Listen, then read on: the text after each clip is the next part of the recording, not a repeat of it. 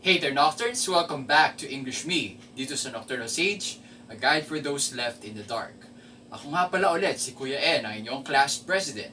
Noong nakaraang meeting with Sir Jeremy, diniscuss niya ang overview ng critical approaches, kung ano ang mga ito at bakit natin ito ginagamit o inaaral. Natutunan natin noong introduction segment para sa topic na to na ang critical approaches ay ginagamit sa pag-praise o pagbabash ng isang pwedeng napanood mong movie or anumang serye o di kaya isang libro o tula na pinabasa sa iyo ng teacher o kusa mong binasa. Siyempre naman, sa pagsusulat ng reaction paper, hindi basta-basta pwede natutunan natin na magbigay ka lamang ng opinion tapos na. Dapat may ebidensya. At para matulungan tayo sa ating pag-alam kung ano ba yung mga ebidensya yung gagamitin natin. Kasi malawak yan malawak ang pagbabash at pagpe-praise ng isang material. Malawak yung pagsulat ng reaction paper. So, 'di ba, naranasan nyo na ba na pinasulat kayo ng reaction paper tungkol sa isang movie pero hindi nyo alam kung saan kayo magsisimula? Diyan, sa pag-aaral ng critical approaches, matutulungan tayo ni Sir Jeremy para malaman natin kung ano yung sulat natin sa ating mga papel. Kasi marami pwede isulat Kaya iisa-isahin na simula ngayong gabi ni Sir Jeremy ang mga critical approaches or theories na pwede nating magamit. So, sa gabing ito, uumpisahan na natin sa unang theory. Yung unang critical approach na ito ay may kinalaman sa culture. Ang tawag dito ay cultural approach. So ano ba yung cultural approach? Samahan nyo na ako sa ating klase with Sir Jeremy para malaman natin. Oh English me, oh English me, gusto kong matuto ng Ingles pero hindi alam kung paano. Good evening, class. Welcome back to another session with me. For tonight, we're going to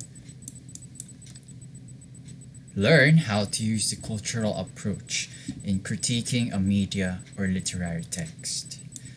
To know this, we must first agree on what culture really is. So have you ever been asked to define this word?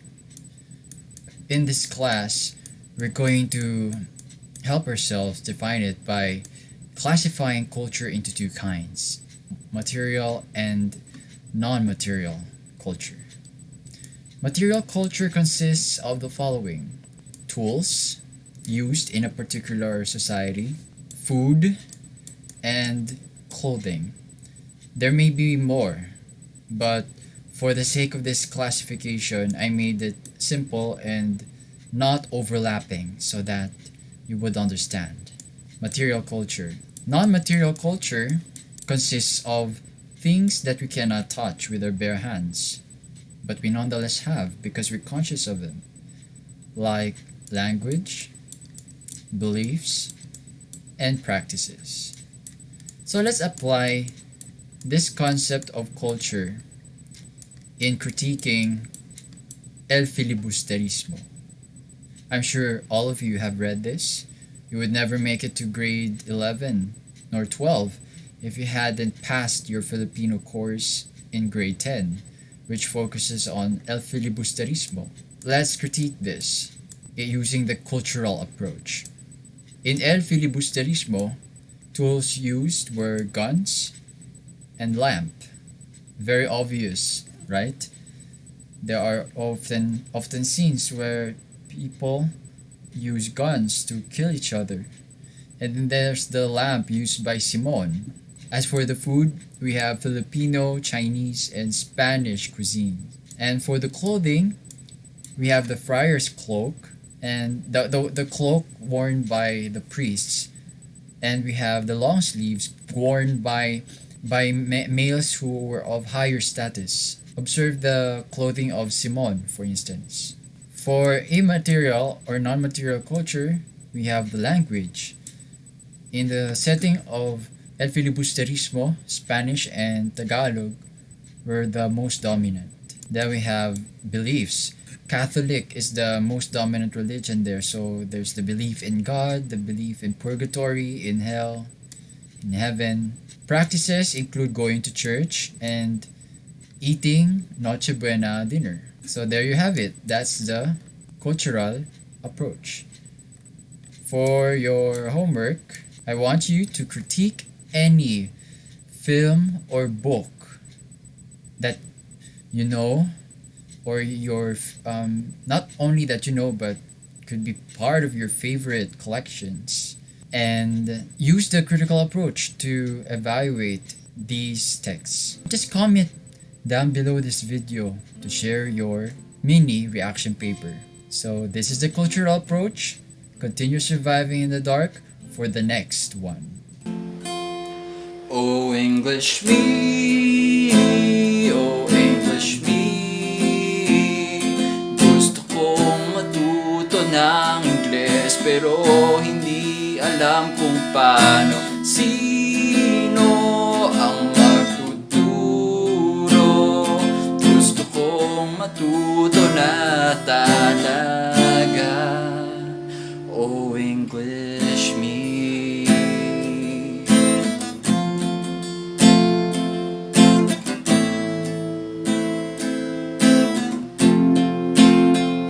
Word of the night. Endure. Verb. Ang first three na makapag-comment sa baba ng meaning at ng kanyang original sentence ay magkakaroon ng exposure sa susunod na episode. Kaya ano pa hinihintay nyo, Nocturs? Mag-comment na kayo sa baba bago mag-Friday para masama sa editing ang inyong post. Kung nagustuhan ninyo ang video nito, i-like nyo lang. Kung may mga katanungan o suggestion, mag-comment na lang din. Saka i-share nyo naman ang video na to o mas maganda yung buong playlist sa mga kaibigan ninyong senior high na magte-take ng English for academic and professional purposes. Makakatulong kayo sa kanila dahil alam nyo naman sa panahon ngayon ay pahirapan na sa paghahanap ng mga resources na mapagkakatiwalaan at isa na dyan ang Nocturnal Sage. Sumali din kayo sa ating private Facebook group, yung link na sa baba. The Nocturne Space, para yan sa mga nahihiyang mag-comment sa baba at mag-suggest ng kanilang mga gustong topics na pag-usapan o kaya ng mga anumang saloobin kasi naka-public pag nag-comment sa baba. So, mag-private mode ka na lang. At least sa Nocturne Space, makakahanap ka ng mga kagaya mo mag-isip. Saka hindi ka mapapahiya kapag nagbahagi ka kasi magkakaparehas tayo, isang komunidad tayo ng mga nag-iisip at saka naghahangad ng mainam na diskurso tungkol sa mga bagay-bagay, yung mga hindi madalas mapag-usapan sa ating mga pamilya o bahay o circle of friends, barkada, ano man. Kasi tayo lang yung ganun mag-isip eh. O, iilan lang tayo sa mundo na ganun mag-isip. Kaya nga, nocturnal sage. Nocturnal kasi dahil nga, di ba, pag gabi, hindi masyado nakikita. So, ganun tayo. Kaya, matutuloy natin yung isang komunidad para sa makagaya natin. At hindi sa lahat, mag-subscribe din kayo. At i-tap nyo yung notification bell para hindi kayo mahuli sa mga susunod naming updates. New episodes every Tuesday at 8pm. Ang Nocturnal Sage ay nakatuon sa 4 na bagay. Una ay self-conquest. Kung ikaw ay may pinagdaraan ng mga negative emotions, kagaya ng depression or extreme sadness o maski galit, basta anumang dark emotions yan, tutulungan ka namin para ma-process yun at gamitin para sa ikabubuti mo at ng mga tao sa paligid mo. Walang medical prescription to disclaimer lang, hindi kami licensed psychiatrists. Pangalawa ay ang communication. Bukod sa English Me, pwede rin ka namin turuan kung paano mag-develop ng self-confidence sa pagsasalita sa maraming mga tao.